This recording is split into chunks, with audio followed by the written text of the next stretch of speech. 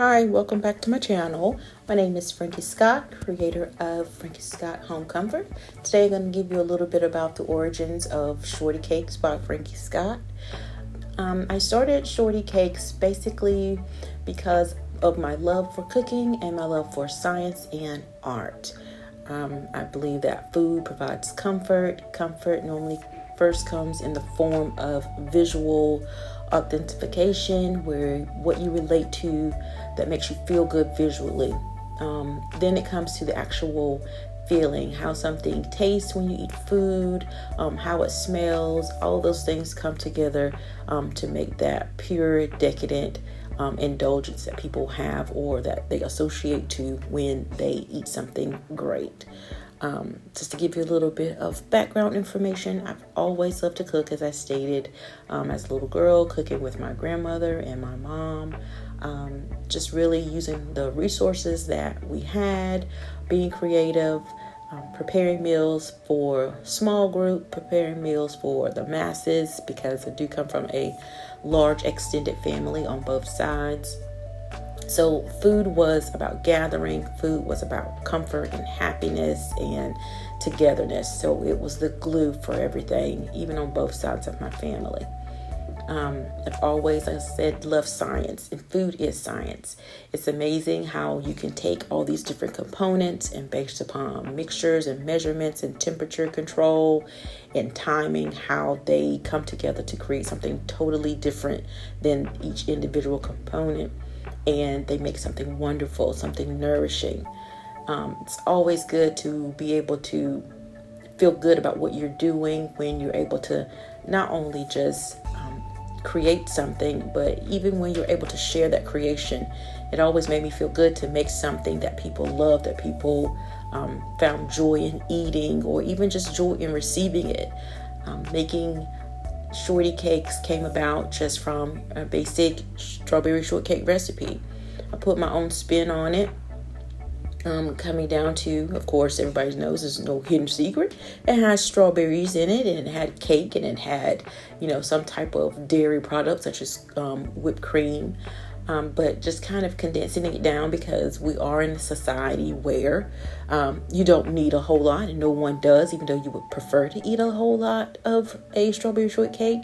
I do have my little secret methods of making shorty cakes and some hidden ingredients, but I'm pretty sure a seasoned culinary artist could probably fish out some of the hidden components in the shorty cakes. It's called shorty cake simply because of the serving size, and because ironically I am vertically challenged. So I am a child of the 80s and 90s, and that was just kind of a slang term that was used back then. Hey shorty, if you weren't tall, hey shorty, how are you doing, shorty? And I kind of just put a positive spin on it because I always wanted to be taller. And of course, you just have to deal with the hand that God gave you and embraced it. And it kind of worked together because it was strawberry shortcakes. And it's pretty much like it says, this is big flavor in a small jar. It kind of started the whole explosion of it. Started with simply my husband signing me up to provide a dessert for a company picnic. All that I knew was that he needed to take some desserts for the picnic, and this was kind of in the early phases of COVID, and it was just one of those things where, okay, you want to kind of contain people's exposure, because we didn't really know how COVID was transferred or how it was transmitted. And so, just to kind of narrow down on the germ exposure, it was just putting the servers in individual jars, and so that people could enjoy their dessert without feeling like everyone had been scooping out of the same bowl or whatever that may have been. Unbeknownst to me, it was a bake-off challenge that he submitted my shorty cakes to during this company picnic. And I showed up to the picnic to deliver the desserts, and I ended up winning. And just to know that people that had never met me, had never tasted those desserts, like they really fell in love with them. And for me, it was something that was so simple, something that I enjoyed doing, and that understanding and recognizing that people truly loved what they were eating, not just the flavor of it, but the presentation of it. It made them feel special, made them feel like they had something that was meant just for them. Again, it kind of goes back to my upbringing. There were so many people in my extended family, but at the end of the day, everybody, when it came down to birthdays and just special events, it was your time, it was your moment, and we tried to kind of implement that, even though it was for the masses. Today is about this person, or today is about that person, this special time or event in their life. And being able just to provide people something that brought them comfort, that it doesn't take long, doesn't cost much, and people have to eat anyway. That's just one of the things, especially in the the Western world, the United States. We kind of have been conditioned to, you eat dinner or you eat a meal and you need to have something sweet afterwards. But we know how that works now in today, 2024, with so many things being an issue with, the diet and the things that we consume. Things need to be done in some form of, management. You shouldn't be overindulging. And so that in terms to kind of help with me just saying, okay, this is a really decadent dessert, so let me just kind of help people monitor how much they're eating. Of course, I still have to accommodate. Sometimes people are eating in groups, so that would go to me being able to say, okay, I still just can't cancel out the concept of having, a family style serving, or even a large group or event size serving. We sell large bowls, family size bowls that can serve up to 6, and also the individual bowls, because some people still just love that concept of have their own individual little quote unquote gift of decadence and deliciousness. There's lots of flavors. If you visit the website, you'll see that there are numerous flavors, some of them traditional, some of them a little bit out of the box. We do try to adhere to making sure that the quality ingredients are there, and that's why sometimes I do offer specials on some of the flavors, because those things are in season. So we're able to really get fresh ingredients such as strawberries, a little bit cheaper during certain times of the year. And then sometimes those things, they're not really available, or if they are, they're not the freshest. So in order for me to provide fresh ingredients that truly exemplify the product that I want to share, it could cause the price to fluctuate. But sometimes those are just the indulgences that we have to be willing to accept and take on. Going back to the whole science of it all, sometimes people make their own special requests. The whipped cream, sometimes there's components where some people might not be able to have eggs, or they want non-homogenized products in the Shorti Cakes. And sometimes those things can be accommodated for. Of course, sometimes I still have to consider the quality and integrity of the recipe, because, trying to accommodate taking some of the things out, there's still truly a science experiment to make sure, if I'm changing ingredients, that this is still going to be the product that I want to share, because I have now altered it. Does it still taste just like the original product? And that can be a challenge, not just for myself, but we have multi-million-dollar conglomerate food suppliers and bakeries that also struggle with that. You talk about mass quantity. At this point in time, these products are made by hand, by myself, and it's something that, what I've been told is that people taste the love in it. And it sounds so cliche, but it's true.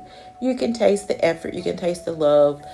Anything that's gone wrong with it, I take accountability for it. It's one of those things where if I stay up all night putting my love and energy into it, because I want this particular batch to taste just like the original batch from a few years ago. I want this batch to taste, even though I've changed up the recipe to fit this particular customer's dietary needs, I still want it to taste like the original, even though it's meeting their dietary restrictions. Just being able to take accountability of that. That's what people are expecting from a good product when they pay for something. But at the end of the day, I want them to have that experience of being able to say that, hey, this was prepared just for me. This wasn't a mass-produced product, and I don't know what robot or what person produced this. So that's something that I pride myself on, being able to make hands-on and knowing exactly what's going into it. So Shorti Cakes started as one of my comfort zone with Frankie Scott Home Comfort. Frankie Scott Home Comfort is based upon, again, my love for creativity and art.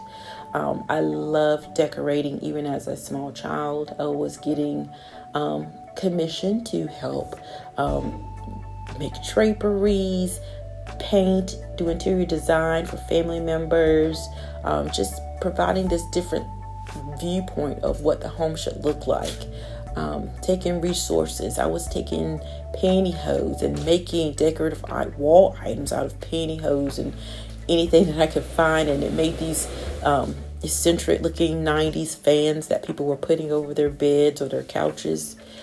Being able to find that creative flair with the resources given that I will either find or given to me by whoever commissioned me to help design and decorate. Having an eye for things that were that coordinated well, that kind of complemented each other. Being able to pick out pieces and paint and textures that created an environment that made people, even though they were in the same environment, it made them feel good about this new environment. It had a different look. It had a different spin on it from what they were previously used to. And it didn't cost them much. It was something that was pulled from different rooms of their home, or pulled from thrift shops or yard sales. And I was able to, at an early stage, be able to revamp that. I found a love for sewing, even though I didn't really know how a sewing machine worked. I kind of figured it out, and I even started to, my grandma taught me how to hand sew.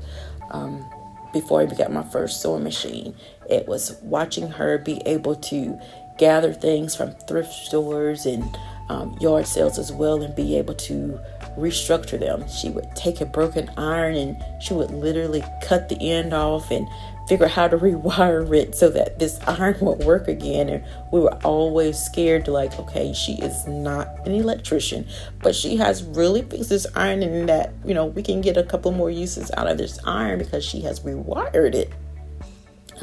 Again, taking resources that you are given and making the best of them, revamping them, making them more useful. So I just encourage everybody that they find their own comfort in their home. I do still now help people just understand and visualize how they can make what they have into a totally different environment, moving items from one room to the next, rearranging, simple color swaps of just painting the walls or adding different textures economically, that they can still create this comfort in their home, even down to smells and how to properly clean your home. Having a clean home makes a big difference in how you feel in your home. Bringing in light and airiness. And people all have their own different conception of what makes them comfortable, and that's what they have to be in tune to. And once they're in tune to what makes them comfortable, be able to pull that together. And sometimes that's difficult. And we'll find clients that are like, I think I know what I want. I know it when I see it, but I can't quite bring it together. And that kind of comes down to being truthful and honest about yourself. Do you like warm and cozy, or do you like bright and airy? How do you bring these comfort zones together? Is it smells that entice you in your home? Is it the light that entices you? Is it truly comfort? Do you want this beautiful couch that is gorgeous, but this couch is hard and you prefer something, nice and soft and comfy because you want to curl up on your couch at the end of a hard day? These are all the elements within our living environment that create comfort. And so when it comes down to Frankie Scott Home Comfort, that's what I like to embody in my own home and help others that I have been commissioned by to help them recognize and create that in their home as well. Sometimes it's even as simple as bringing in what makes them comfortable, colors that they like. Like I said, sounds, smells, light, coziness, darkness, moods, knowing and truly understanding your personality and what you want. That's going to be the first step in comfort. And so with my Frankie Scott Home Comfort, I just challenge everyone to find yourself, what makes you happy, what makes you comfort, and what it truly means to be comfortable in your environment. Because when you're comfortable in your environment, it triggers other positive growth and you can excel and be who you want to be. No one should be in their environment and not feel comfortable. It's just not a happy way of living or a positive way of living. So with Frankie Scott Home Comfort, that's what I provide.